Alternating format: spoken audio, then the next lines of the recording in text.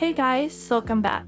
In this video, I'm gonna show you how to block someone in Instagram. So let's get started. Firstly, open up your Instagram app and find the user that you want to block. You can do this by scrolling through your feed or going through your list of followers. As for me, let's just use Ariana Grande as an example. In that person's profile, click the three dots at the top right corner of your screen and click block.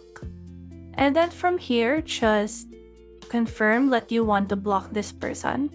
So just note that blocking someone on Instagram restricts their access to your profile and prevents them from interacting with you.